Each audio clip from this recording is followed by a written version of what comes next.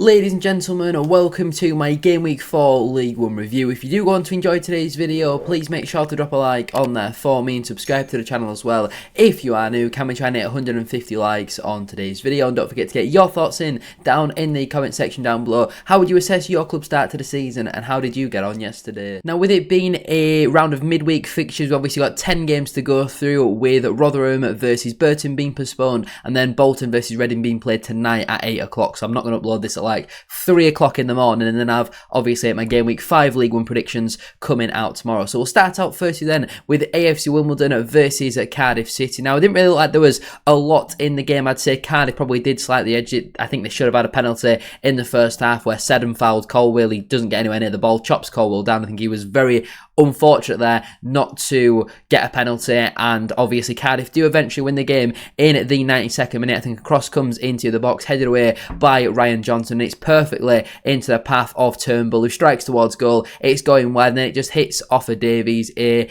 instinctive reaction sort of finish, and it pings into the bottom corner, and Cardiff maintain their very good start to the season. Wimbledon didn't really create much clear cut, just a couple of shots from distance, just 2 shots on target, despite having 16 shots in the match. There was 32 shots between both of the sides, but only 3 of them being on target, and obviously the only shot on target for Cardiff was the goal in the end. Cardiff dominated possession as you would expect. I thought Wimbledon, they've had a good start to the season on the whole. I think they've got more points than what a fair few people, including myself, would have expected. I thought they might have got something in this fixture, but Cardiff's quality just did shine through in the end. Looking at the league table then, Cardiff up into the automatic promotion places at this moment in time. They've just conceded 1 goal all season, and that was obviously from the penalty against Peterborough on the opening day. As for Wimbledon, they're still in 14th. Anytime they're 20th place or higher, they should be happy with that, in all honesty. They've had a good start to the season, winning 2 and losing 2. They've been in both of the games that they've lost. The only 2 games they've lost have been against 2 teams that were relegated from last season, and they've only lost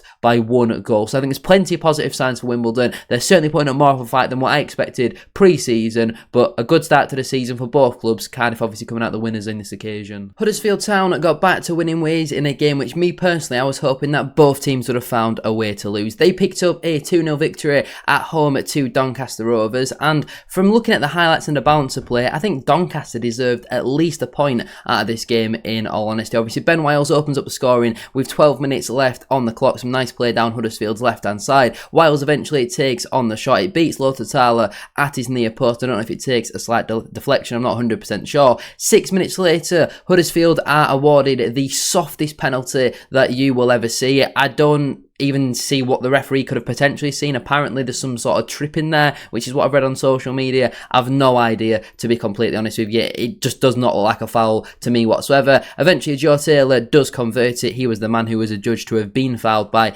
I think it was Connor O'Riordan. But Doncaster had some good chances in the game, but just could not convert. I think if they get a striker in, they've got a real possibility of really challenging for them playoff places. Looking at the stats, it did seem quite an even match. I thought Doncaster might lose this game, but I did think they would at least score. But equal in terms of possession, very even in terms of the shots, but Huddersfield clearly having a lot better of a shot to shot on target ratio than Doncaster in this one. Looking at the lineups for this game, and you can clearly see the money and the quality between the two sides. Glenn Middleton and Joe Sabara had some decent opportunities as well. Still starting Billy Sharp at Huddersfield away. I do think that if they had somebody like a Rob Street, I think Doncaster could easily go away to teams like Huddersfield, who are obviously going to be right at the top end of the table, and pick something up. But you look at the money between the two sides, it's no real surprise that Huddersfield are beating a newly promoted side. But looking at the league table then, Huddersfield still below Bradford in the table, despite having a considerably bigger budget than the Bantams. They just can't quite catch the chickens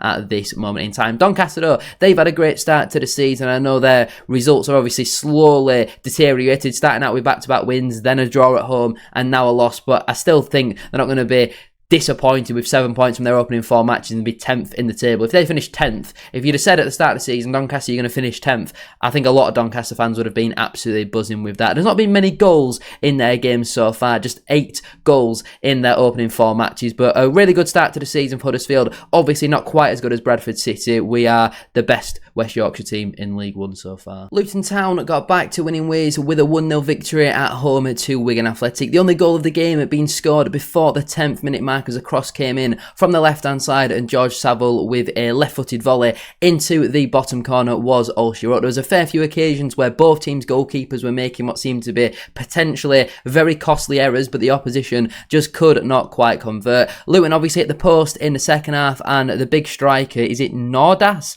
I don't think he started the game, no he didn't, but he must have come on off the bench. He looks like a real handful, just struggling to finish at this moment in time. It looks like Luton stuck with largely the same team and formation as Saturday, just with the odd change here or there, and they certainly looked a little bit better for that. They were creating a lot more, they were dominating possession, actually having some shots on goal. Wigan for an away side though, yes, obviously they gave up a bit of possession, but they still had some chances of their own, and on another day could have maybe nicked something out of it. But Luton, they're just kind of ticking over, getting things done. They're not blowing teams away, they're not smashing teams like what Birmingham were doing last season, but I still do think Luton are a couple of editions away from really being that runaway side come the end of the campaign. Obviously they're up into the playoffs at this moment in time, level on points with Lincoln and Huddersfield as well. It's still been a good start to the season on the whole for Luton, winning 3 and losing 1 of their opening 4 matches. Obviously their only loss of the campaign coming against the mighty Bradford City. As for Wigan, it has been a very inconsistent start to the season, win-loss, win-loss. They're winning their home games, losing their away games at this moment in time. They've not had the easiest fixtures, but they've certainly not had the hardest either. They're beating the teams you'd expect them to beat, and they're losing against the teams that you'd maybe expect them to lose against. So on the whole, a good start to the season really for both sides. Given the context of both teams, I don't think Wigan will be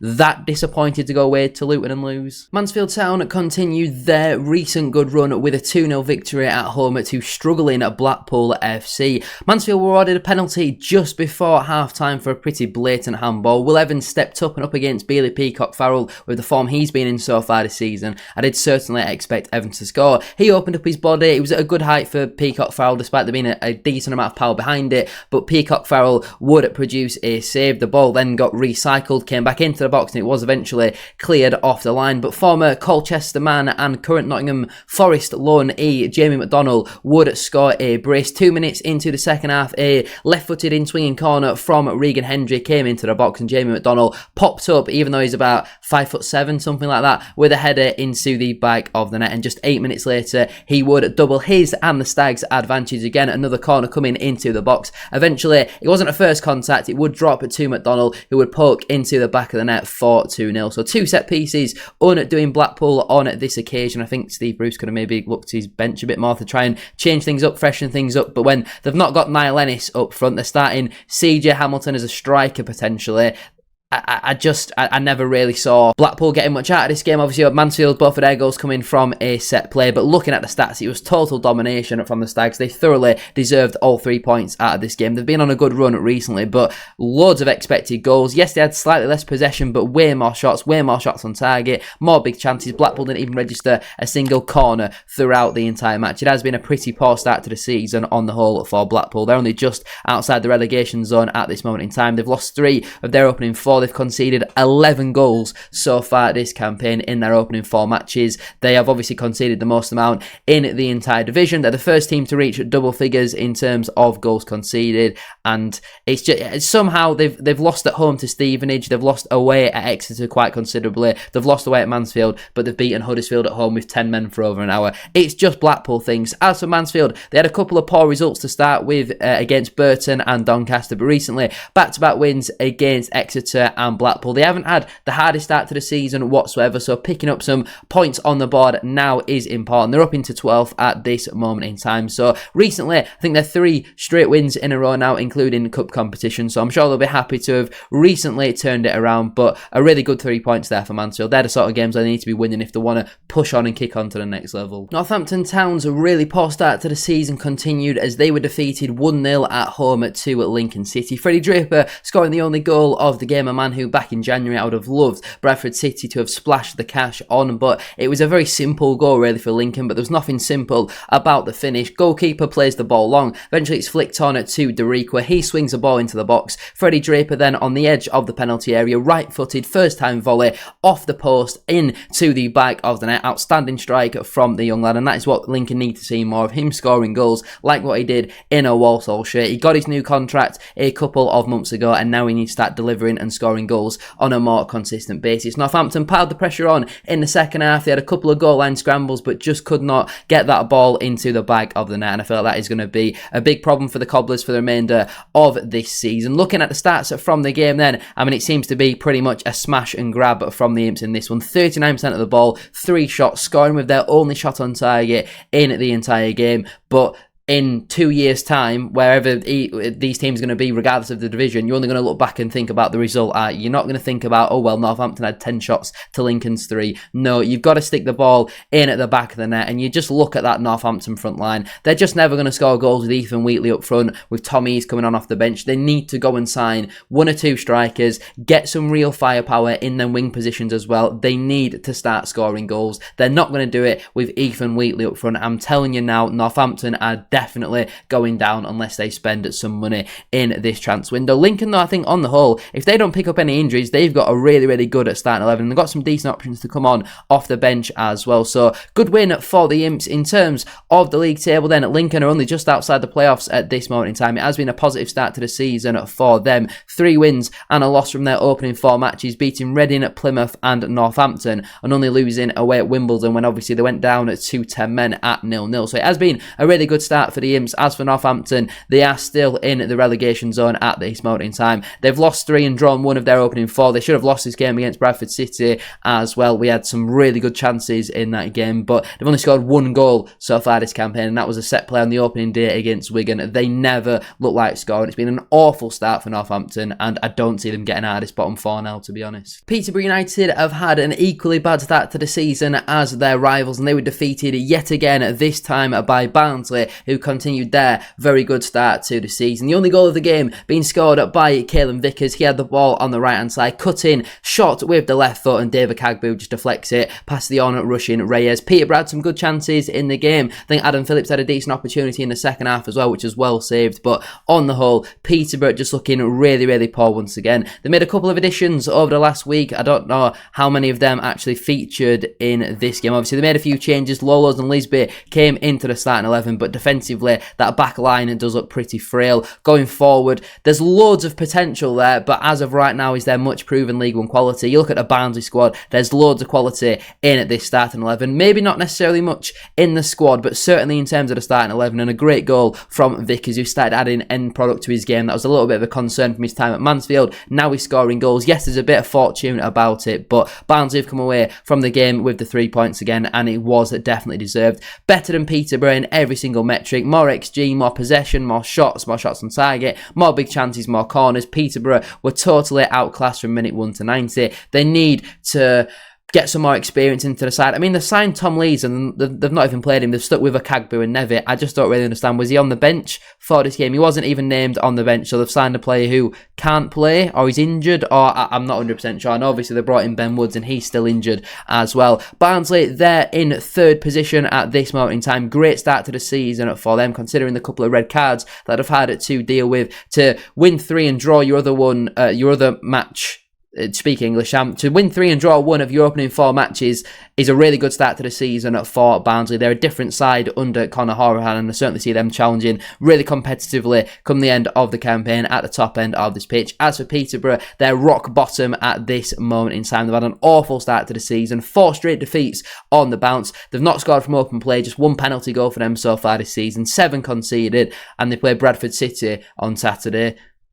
We all know how that's going to end, don't we? Great win though again for Barnsley. Continuing with awful starts to the campaign, Plymouth Argyle were beaten yet again, this time at home to Leyton Orient. The only goal of the game being scored by Josh Karoma, and it was so simple for the O's. Just after the hour mark, Ollie O'Neill plays a ball over the top. Josh Karoma, completely unmarked, finishes into the back of the net. Both sides had some decent half chances, but nothing that majorly clear cut, if I'm being completely honest. But a brilliant win for Orient. Going away to Plymouth on a Tuesday night is not an easy place to go whatsoever, and they've gone there, hit them while they're low, hit them while they're they're not even low, they're like below low at this moment in time. Plymouth have had an awful start to the campaign. Looking at the stats, Plymouth had slightly more possession, but Orient created way more XG. Plymouth had slightly more shots, but the total shots on target was even, and obviously Orient had a couple more big chances as well. In terms of the lineup, obviously Plymouth brought in Alex Mitchell on loan from Charlton during the week, but they still need some more bodies in through the door in that defence because it does not look very good whatsoever. That number 10, Amechi for Plymouth, looks like a tidy little player. He looks pretty decent on the ball, quite comfortable with dribbling and all that sort of stuff, but we're yet to see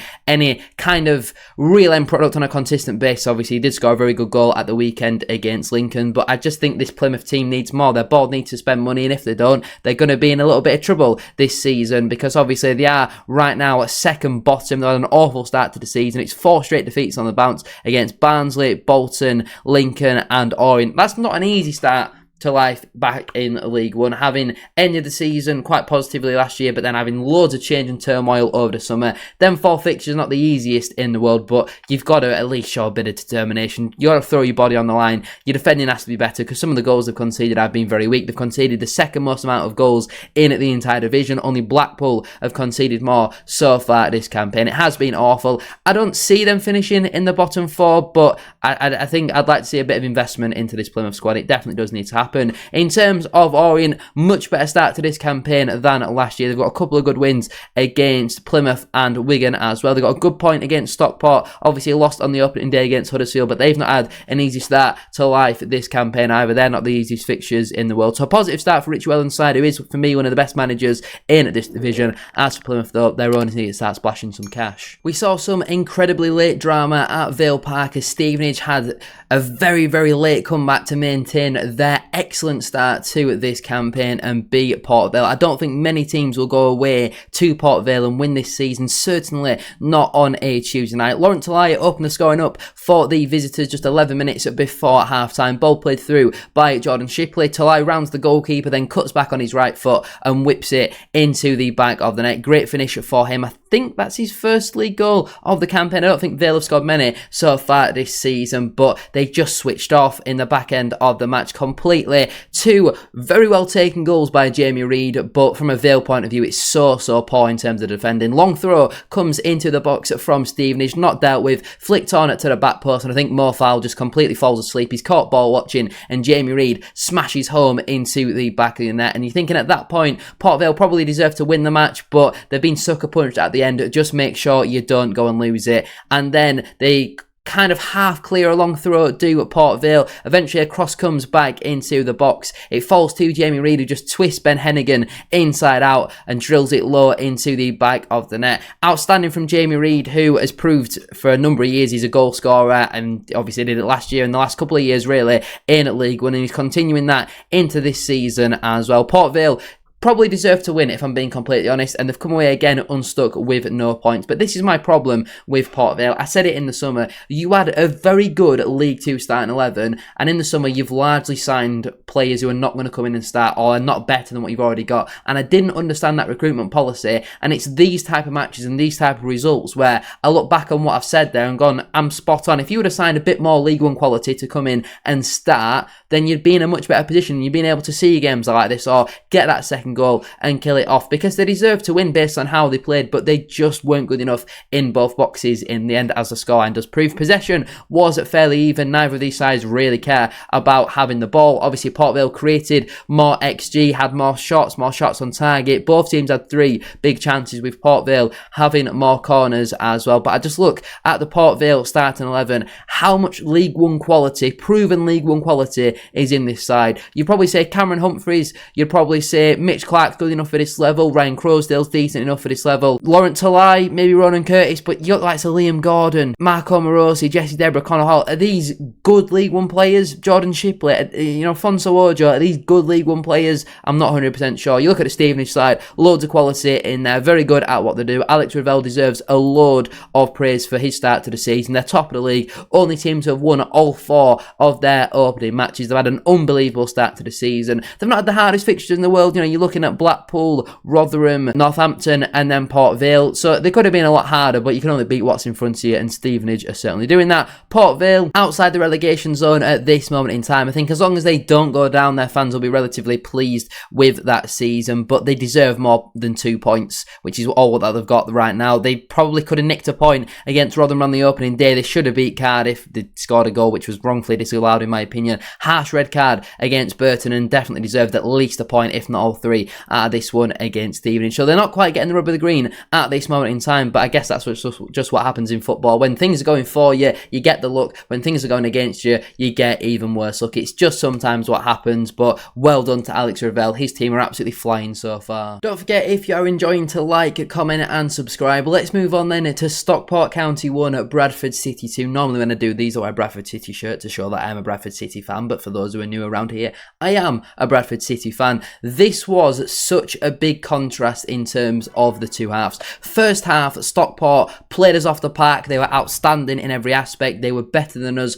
all over the park. That is one of the best first halves I've seen Bradford City play against in a long, long time. We played against championship clubs in pre-season and cup competitions, and they were nowhere near the levels that Stockport showed in that first half. They were better than us everywhere, absolutely everywhere, and you could see after about 10 minutes it was clear we needed an extra body in midfield, be a bit more compact, and an extra striker at the top end of the pitch, because anytime we were trying to just boot the ball along and get out, it was just coming straight back to us because we weren't holding it up. They eventually score through Owen Moxon, obviously former Carlisle man, got the famous assist for the Ben Barkley goal in the playoff semi-final second leg all those years ago, and now that feels like we've come a long way since those type of days. But it's a daft goal really for Bradford City to concede, because we decide to play out from the back. Sam Walker's got the ball in his hands. I think he rolls it to Pennington. Eventually the ball's with Nerfil. He tries to play an inside ball into Power, who just loses out.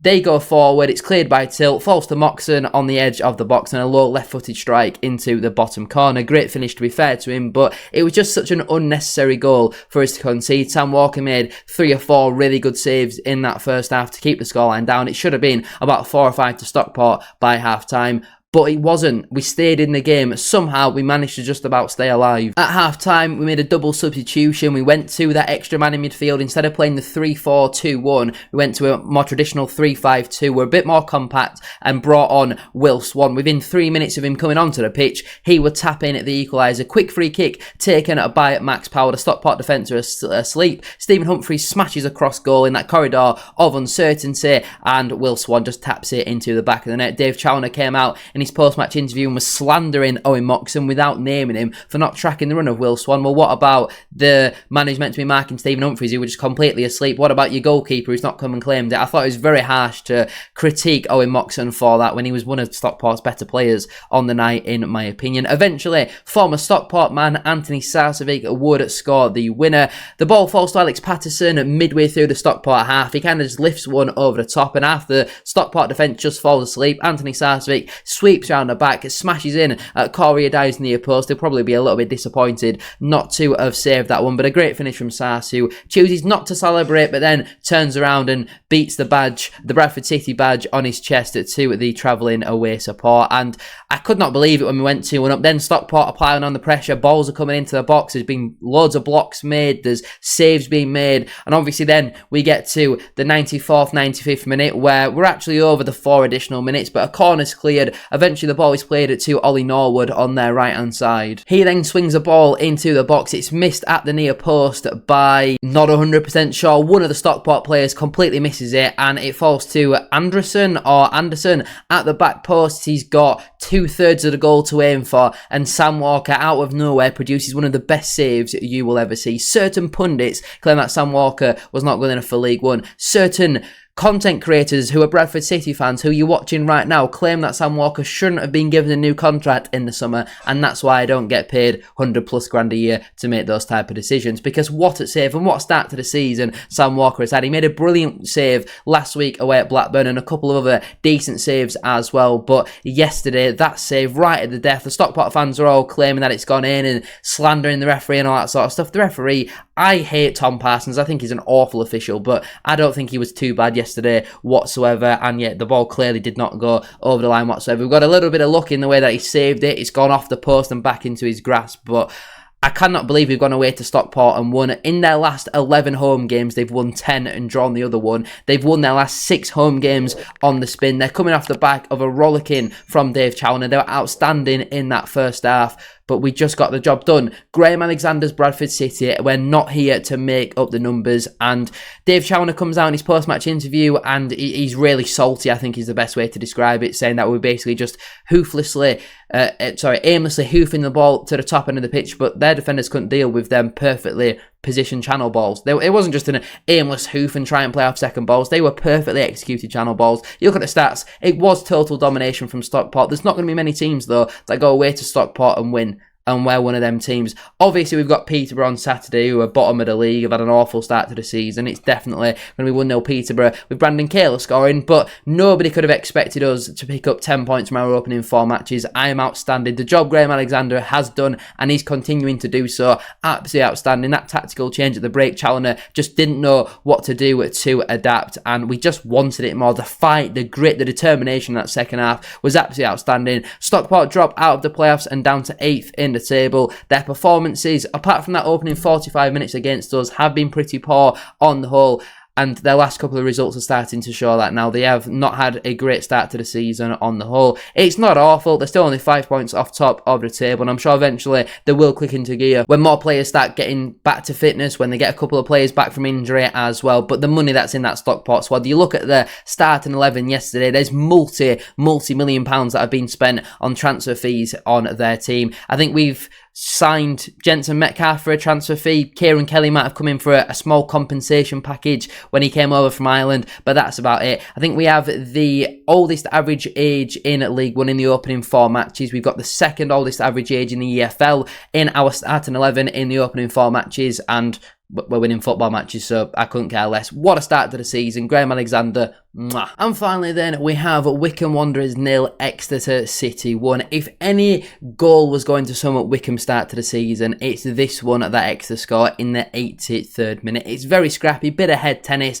I think it's quite obvious that Wareham, I'm not 100% sure how you pronounce his name, he's in an offside position, but Grimmer just heads the ball over his own goalkeeper into the back of the net. I don't think Jack Grimmer is really up to the standard of League One football anymore. If I am being completely honest, I don't think he's had a great start to the season, and that just sums up Wycombe so far. They're not really creating much clear cut. Yes, they're having loads of shots, but looking at the highlights, there wasn't loads of clear cut chances. Obviously, it is a bit of a smash and grab from Exeter, but their underlying numbers are looking pretty good at Wycombe. But when are they going to start winning football matches? Because that is all the fans are going to care about. If you end up going down, but you play like this all season, are you going to care? Yeah, you're going to care quite a lot. So you need to start winning football matches, and they're just not doing it at this moment in time. They've spent a decent amount of money as well in this summer so far, but this front line, it's just not doing a right lot, is it? They're not scoring enough goals at this moment in time. They're currently just out of the relegation zone on goal difference, just 1 point picked up so far this season, and they've not had the hardest fixtures in the world. Going away to Bradford, then they had Stockport at home, but Doncaster away and Exeter at home. They've got to be beating teams like Exeter at home. With all due respect to Exeter, who have had a positive start to the season. You know, a couple of iffy results against Doncaster and Mansfield, but obviously beating Blackpool and Wycombe. They're beating the teams that you wouldn't expect them to beat, and they're losing against the teams that will be probably be in and around them come the end of the campaign. But it's still been a positive start to Exeter. They're in a very similar position to Wimbledon with 2 wins, 2 losses, and a lot of people backing them for relegation this season. So it's good to get points on the board early doors, especially when you're not playing particularly well, not creating a right lot, but it's about who sticks the ball in the back of the net the most. And technically we can put the ball in the back of the net most, but they put the ball in the back of the wrong net the most amount of time. So a great win for Exeter, good start to the season for them. Wycombe, it can't go on like this, can it? But anyway, I'm going to leave it there then for today's video. If you have enjoyed, please make sure to drop a like on there for me and subscribe to the channel as well. If you are new, can we try and hit 150 likes on today's video? And don't forget to get your thoughts in down in the comment section down below. Would you assess your team start to the season, and how did you get on last night? Obviously there is no Bolton versus Reading because that's been played later tonight, so we might mention that at the weekend, but I'll probably forget. Obviously Rotherham versus Burton has been postponed. So 10 matches reviewed, great win for Bradford City, great start to the season for us. That's definitely result of the game week. Thank you all for watching though, have a great rest of your day, and I'll see you very soon for another one.